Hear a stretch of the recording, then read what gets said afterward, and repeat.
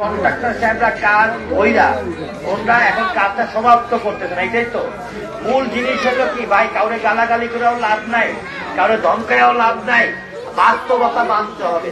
জিনিসপত্রের দাম বেড়ে গেছে, রডের দাম বাড়ছে, সিমেন্টের দাম বাড়ছে, পাথরের দাম বাড়ছে, সব ইটের দাম বাড়ছে। একটা মানুষ কাজ করে 2 টাকা লাভ করবে, সেখানে 10 টাকা লস করতেছে। সেই লোকটাকে তো আমি জোর করে কাজ করাইতে পারি না, কিন্তু কাজটাকে করতেই হবে। আপনার 2-4 দিন অপেক্ষা করতে হবে, যেহেতু কাজ সে পাইছে কাজ করবে, কিন্তু 2-4 দিন অপেক্ষা করতে হবে। ইনশাল্লাহ আমি আজকে শুনে গেলাম আমাদের এমন ভাঙ্গায় অনেক 8-10টা কাজ যেগুলো ফেলে রাখছে, সেগুলো আমরা কাজ চেষ্টা করছি শুরু করার জন্য। আপনাদের ওই পারের অংশের কাজও ইনশাল্লাহ আমরা অতি শীঘ্রই আমরা ধরে কাজটা শেষ করে দেবো ইনশাল্লাহ।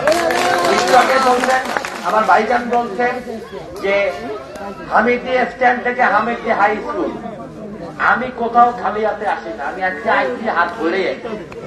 হ্যাঁ, আমরা ওইটা প্রজেক্টে পাস করছি। আগামী 15 থেকে 20 দিনের মধ্যে টেন্ডার হবে। আশা করতেছি জানুয়ারি মাসের শেষে হামিদি থেকে 2.5 কিলোমিটার স্কুল পার হইয়া যাইয়া আরো রেল লাইন পার হয়ে যাবে, সিরাজ মহলের বাড়ি পর্যন্ত পাকা রাস্তা আমি পাস করছি। ইনশাল্লাহ জানুয়ারি ফেব্রুয়ারি মাসের মধ্যে ওই রাস্তা পাকা হয়ে যাবে। আর এই কারণে আমি হাই স্কুলের 4তলা ভবন উদ্বোধন করতে পারতেছি না, ওইটা একসাথে দেবো। আর একটা কথা হইল, হ্যাঁ, এই মাধবপুরে গত নির্বাচনে 2018 সালে আমি 4টা ভোট কম পাইছিলাম। যখন বিবেকানন্দা ব্রিজের ভিত্তিপ্রস্তর করতে যাই 144 ধারা হয়েছিল, তখন আমি এই রাস্তা দিয়ে আসছিলাম। এই রাস্তার যে বেহাল দশা ছিল, তখন আমি এখানে যাওয়ার পরে 3 কিলোমিটার হবে মনে হয়, আমার যতটুকু মনে আছে 3 কিলোমিটার টাকা কত করে দিচ্ছিলাম। তারপরে দাবি তুলছিল ওই পরেরটা, সেটাও আমরা টেন্ডার করে কাজ শুরু করে দিচ্ছি। এখন আজকে 1,20,00,000 টাকার ভবন ভিত্তিপ্রস্তর করে গেলাম। এই সকল উন্নয়নের মালিক কিন্তু জননেত্রী শেখ হাসিনা। উনি প্রধানমন্ত্রী থেকে নিক্সন চৌধুরী আপনাদের পাকা রাস্তা দিতে পারতেছে, স্কুলের ভবন দিতে পারতেছে। শেখ হাসিনা প্রধানমন্ত্রী হবে না, আমি নিক্সন চৌধুরী 1 কোদাল মাটিও কাটতে পারবো। এনে আমার গর্ব করার কিছু নেই। আমি আইন, ওনার কাছে আইনাই কিন্তু আপনাদের দেই, তাই না? অতএব আগামী নির্বাচনে শেখ হাসিনাকে প্রধানমন্ত্রী হইতে হবে এলাকার উন্নয়নের। আমরা 4 ভোট কম পাইছি, 4টা ভোট যে কম পাইছি, আমার তো দুঃখ নাই। আমার দুঃখ নাই কেন? এই যে যারা আমার 4টা ভোট কম দিতে, তারা তো জামাতরে ভোট দেয় নাই, তারা তো বিএনপিরে ভোট দেয় নাই, তারা ভোট দিতে নৌকায়। নৌকায় যারা ভোট দিতে, সেই ভোটগুলো আমি পাইছি। অথবা আমার দুঃখ নেই, ওনাকেও দুঃখ থাকতে পারে, আমার দুঃখ নেই। নৌকার ভোট আর আমার ভোটের মধ্যে তফাৎ কি, তাই না?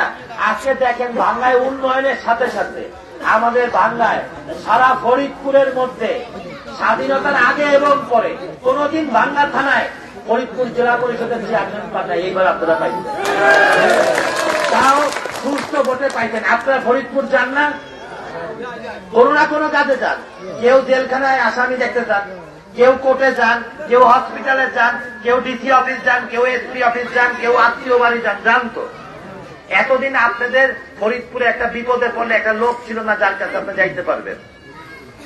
আজকে দল বল নির্বিশেষে ফরিদপুর জেলায় শহরে পা দেওয়ার সাথে সাথেই আপনার বুকটা এত বড় হয়ে যাবে যে এই জেলা পরিষদের সব থেকে বড় সম্মানিত চেয়ারম্যান আমার বাঙ্গাল পড়া, কি তাই না? আজকে 9 উপজেলা, আলফাডাঙ্গা, বোয়ালমারী, মধুখালী, নগরকান্দা, সালতা, ভাঙ্গা, সদরপুর, চরভদ্রেশ্বর, ফরিদপুর প্রপার, কোতোয়ালি, প্রত্যেক জায়গার জনপ্রতিনিধিরা বিপুল ভোটে আপনাদের সন্তানকে ভোট দিতে। আপনারা গর্ব করে আপনি যদি 1 গ্লাস পানিও খাইতে হয় জেলা পরিষদে যা খাইতে পারবেন। আপনারা কে কোন দল করেন ব্যাপার না, আমাকে শাহাদাত জেলা পরিষদের চেয়ারম্যান, এই ফরিদপুরের সবচেয়ে বড় চেয়ারটা আমাকে পোলায়, কি তাই না? এতে আপনি কি নিজের গর্ববোধ করেন না? এই যে আমাদের ভাঙ্গার অর্জন না। আজকে যখন বলে যে ফরিদপুরের জেলা পরিষদের চেয়ারম্যানের বাড়ি কই ভাঙ্গা থানায়, এটা তো আপনাদেরই সুনাম, আপনাদেরই ইজ্জত, তাই না? এরকম আরো ইজ্জত অপেক্ষা করতেছে, একটু ধৈর্য ধরেন। হ্যাঁ, আর বিশেষ করে রাজনৈতিক বক্তব্য দেবো না, মুরব্বীদের নিয়ে আর বাজে কথা কব না। কথা বুঝছেন? তারা যা করে পালায় চলে গেছে তো গেছে গিয়া, তারা নিয়ে আর কথা কব না। মূল কথা হলো কথা কব, সেটা হলো আমাদের আওয়ামী লীগের সেক্রেটারি ওবায়দুল কাদের সাহেব এবং ফখরুল সাহেব এবং বিএনপির নেতারা টিভি খুললেই কয় খেলা হবে। কি অনেক মুরব্বীরা আছেন, আমি আসলে কইতে চাই না, তারপর না কইও পারি না। কথা বুঝছেন? আজকে আমি দেখলাম সেদিন সংসদে রুমিন ফারানা, সে কয় সংসদের টেবিল সাপ্লাই কয় আসেন খেলা হবে। যেদিন বিএনপির মিটিং এ দেখলাম শ্যামা ওবায়েদ, সে কয় আসেন খেলা হবে। আমি তাদের কাছে মাপ চাই, তাদের সাথে আমি খেলতে পারবো না, কারণ তাদের সাথে খেলতে গেলে আমার বাসায় ঢুকতে দেবে না। কোন খেলাধুলার মধ্যে আমি নাই, কোন খেলা হবে না। বাংলাদেশের মাটিতে ওই জামাত বিএনপি যে কবর হইতে ওই কবর রচিত থাকবে, কোন খেলা হবে না। খালি এক যুবলীগ নাম ছিল সেদিন সরোয়ার্দী উদ্যানে, ওরা 10 ঘর পিছে চলে গেছে। এখনো বাকি আছে অনেক খেলা শেখ হাসিনার। শেখ হাসিনা তো এতটুকু দেখায় নাই। যখন আমরা মাঠে নামবো আমরা দেখতেছি বান্দর লাইটলে মাথায় কত দূর উঠে। ওই 2-4টা জামাত আর বিএনপির সমাবেশ, ওই সমাবেশ দেখা এই এলাকার মানুষ, বাংলাদেশের মানুষ ভুলা যায় নাই যে তারেক জিয়া কত কোটি টাকা দুর্নীতি কইরা, গরিবের টাকা চুরি কইরা বিদেশে পলায় আছে। মানুষ ভুলা যায় নাই খালেদা জিয়াকে।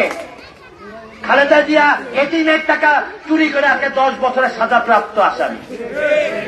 তার সেই দুর্নীতির কথা, ওই বম 21 জেলায় 64 জেলায় বোমের কথা কেউ ভুলা যায় নাই। ওনাদের ভাঙ্গা সুটকেস থেকে বড় বড় কোকো লঞ্চের কথা মানুষ ভুলা যায় নাই। ওনরা মনে করছে একটু শেখ হাসিনা বান্দরের লাই দিচ্ছে, মাথায় উঠে গেছে গিয়া, আবার আমাগো দিয়ে বান্দরের মাথা থেকে নামায় দিয়েছে। বিএনপির নেতারা একটু স্বপ্ন দেখা আরম্ভ করছে। গতবার এই তারেক দিয়া নির্বাচনে অংশগ্রহণ করা, প্রত্যেক নির্বাচনী এলাকা থেকে 4 জন প্রার্থী দিয়া নমিনেশন দেয়, 3টার কাছে টাকা খাইয়া একটারে দিয়া দিতে, ভোট পাইছে ফুটুস। অতএব ওই চিন্তা করেন না, মাঠের খেলার জন্য আমাদের উপর ছেড়ে দেন, আমরা যথেষ্ট। বাংলাদেশে ওই জামাত, শিবির, বিএনপি, খালেদা জিয়ারে মোকাবেলা করার জন্য বাংলাদেশ আওয়ামী লীগের দরকার হবে না, ছাত্রলীগের দরকার হবে না। ওনাদের জন্য শেখ পরশের নেতৃত্বে যুবলীগই যথেষ্ট মোকাবেলা করা। ওই টেনশন করবেন না। মাননীয় প্রধানমন্ত্রী আগামীতে আবার প্রধানমন্ত্রী হবে এবং আমরা সারা বাংলাদেশে বঙ্গবন্ধু যে স্বপ্ন ছিল গরিব দুঃখী মানুষের মুখে হাসি ফুটাবে, উন্নয়ন করবে, বাংলাদেশ থেকে মধ্যম আয়ের দেশ বানাবে। ইনশাল্লাহ এর জন্য আমরা আগামীতে মাঠের নাম দিচ্ছি। বড় বড় আওয়াজ কয় 10 তারিখে বলে পুরো দেশই উড়ে এলাইব গিয়া। 10 তারিখের জন্য আমরাও অপেক্ষা করতেছি ইনশাল্লাহ। আপনারা চিন্তা করেন না, স্কুলটা আমরা আপনাদের বাচ্চাদের ভালো পড়াশোনা, উন্নত মানের পড়াশোনার জন্য একটা ভবন করতেছি। আপনারা অবশ্যই শেখ হাসিনার জন্য দোয়া করবেন। শেখ হাসিনার জন্য বারবার বাংলাদেশের গতিতে প্রধানমন্ত্রী হন আর বারবার উন্নয়ন আমরা করতে পারি। আগে আজান দিয়ে দেবে, আর বক্তব্য বাড়ালাম না। এবং ওই যে রাস্তার কাজ বন্ধ আছে, ইনশাল্লাহ আমি আগামীকাল ইঞ্জিনিয়ারের সাথে কথা বলে যত শীঘ্রই সম্ভব ওই রাস্তার কাজ আমি শুরু করে দিচ্ছি। আমাদের উপজেলা চেয়ারম্যান দাবি করছিল আপনাদের এলাকার জন্য পানির লাইনের ব্যবস্থা করার, ওইটা উনি এনে দিচ্ছেন। উনি আমার কাছে সুপারিশ করছেন, আমি করে দিচ্ছি অবশ্যই মাধবপুরে আমরা পানির ব্যবস্থা করে দেবো। পানির ব্যবস্থা উনি করে দিয়েছেন। কত টাকা?